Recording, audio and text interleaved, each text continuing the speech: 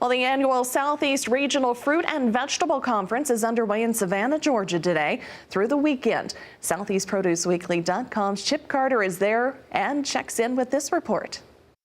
I'm in Savannah, Georgia for the annual Southeast Fruit and Vegetable Growers Conference.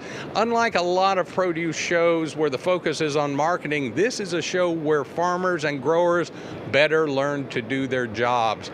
I'm with Charles Hall. He's the executive director of the Georgia Fruit and Vegetable Growers Association, which hosts the show. Charles, what are we looking for over the next couple of days? We're planning on a great show, and the Georgia Fruit and Vegetable Growers Association and the Georgia South Carolina Peach Councils, actually the sponsors of the conference, and we're looking for a great trade show, educational sessions. We'll have 13 different educational sessions going on based on our commodities, and as you said, this is a grower show. This is to help growers find new products, new ways to doing things, new production practices.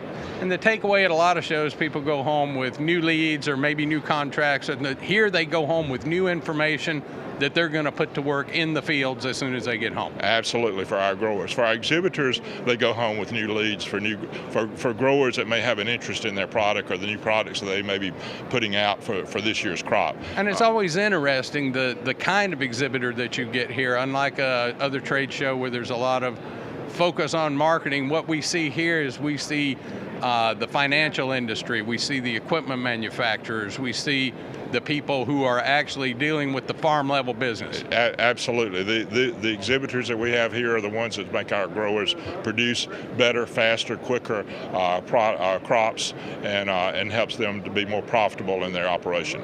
Usually some dignitaries popping up and showing around. I know Georgia Commissioner of Agriculture Gary Black will be here at some point.